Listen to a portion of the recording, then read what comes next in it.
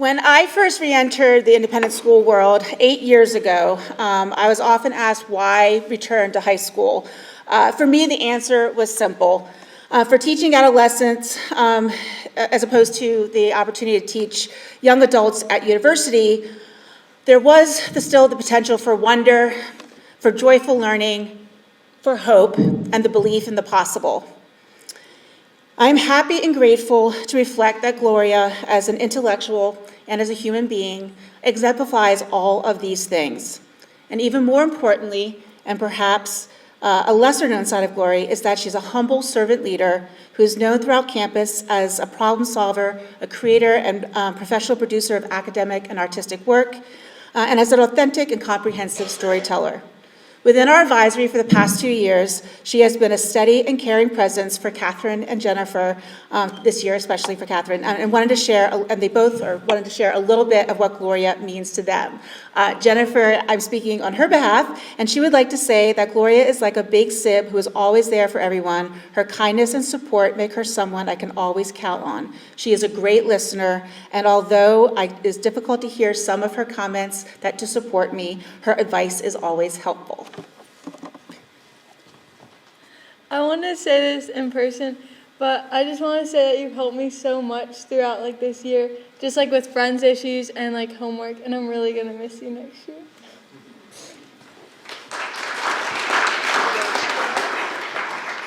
Gloria did not know that I was going to do this, but I'm not an advisor, so this is my only chance to do this. But singing Gloria's praises is one of my favorite things to do. We've spent a lot of time together through yearbook, and then last year I was lucky enough to be her chaperone for a week in LA, because naturally she had qualified for the International Science and Engineering Fair, the biggest high school science fair in the entire world. And on one of our daily walks to the convention center, we talked about just everything, but this is something that I had written down that I just thought sums up Gloria, kind of her academic endeavors at least. So she had said, I made it my goal this year to do everything that I see, any contest or competition, or I would just enter everything. And I said, that's a lot of pressure to put on yourself, and honestly it seems a bit unrealistic. She said, well, not really, because everything that I said I would do, I've already done. I said, okay, yeah. But what's even more extraordinary about Gloria, I think, is that after I have a conversation with her, I feel that I can go do something, write an essay about a piece of art I saw 3 years ago, or start a project or run a mile. And I realize running a mile is not a great distance, but for someone to make you feel like you can and want to do that just after speaking with them is quite a feat. She is extremely insightful, curious, warm-hearted, and funny, and I'm frequently in awe of her and take a lot of pride in my role as one of her school moms. I actually started tearing up as I was writing this, but I'm not right now. But I'm just so proud of her and blessed to know her, and I'm so lucky that I'll know her forever. So here we go. And that was a perfect segue with how I wanted to end my comments with Gloria and her true intellectualism. For me, she epitomizes what Immanuel Kant used to describe the Enlightenment in Latin, and that's aude sapere, which is translated roughly as dare to know or dare to be wise.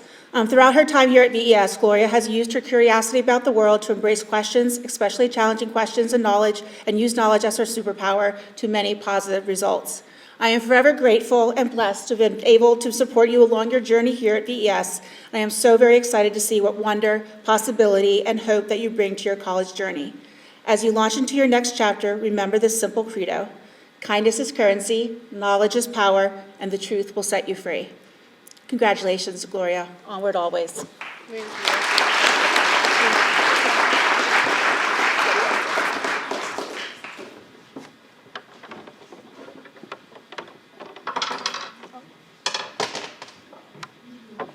Sorry, I had to pull the stuff up. I'm kind of short for this podium.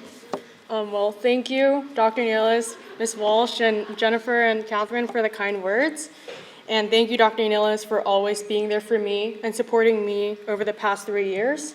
You've played so many roles in my life as a mentor, advisor, and teacher, and I would not be where I am today without you. And thank you, Catherine and Jennifer, for making our 3-person advisory so special.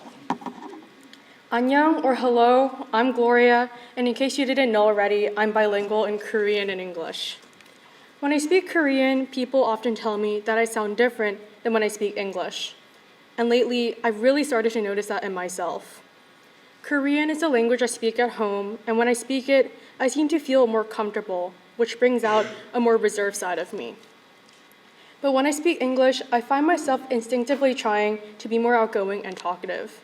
And for those of you who know me, I know talkative and Gloria don't really go together, but trust me, I'm really trying. Thinking back, I think this diversion happened since moving to VES. Here, being around so many extroverted people, and in an environment that tends to celebrate extroversion over introversion, I felt a pressure to shape myself into someone more outgoing in order to fit in. And while this isn't a bad thing, VES has never really celebrated introversion. And I started to notice, mostly from my peers and report card comments, which yes, I do read, that several of the faculty noticed the more outgoing version of myself and praised me for being more carefree than before.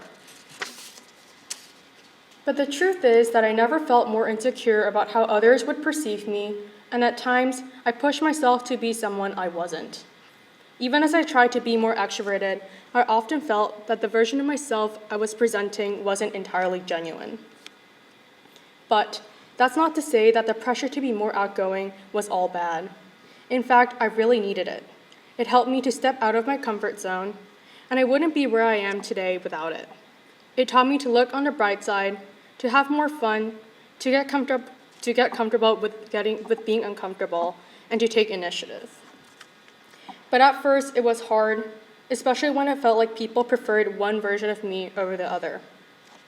There were times when I started to wonder if there was something wrong with the more reserved side of me. I grappled with the inner conflict between the pressure to be outgoing and trying to find myself from within. But with time, I realized that I needed to appreciate who I am. We often think of appreciation as something we show towards others, recognizing their value and making space for their worth. But perhaps in order to truly appreciate others, we have to begin by appreciating ourselves. This applies to everything: respect, kindness, honesty, forgiveness. We must first practice these things towards ourselves before we can extend them to others.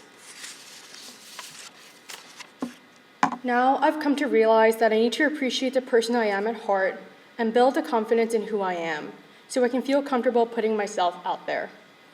And if there's one thing I hope you take away from this talk, especially all the introverts in the room who may be feeling the same pressure I once did, it is that it's okay to be yourself, and that sometimes it's more than okay to put yourself first. Thank you, VES, for all the lessons you've taught me, and a special thanks to my parents, who I know will be watching this video later on YouTube, and to all the friends I've made along the way. Seniors, we have 57 days left until graduation. Let's make the best out of it.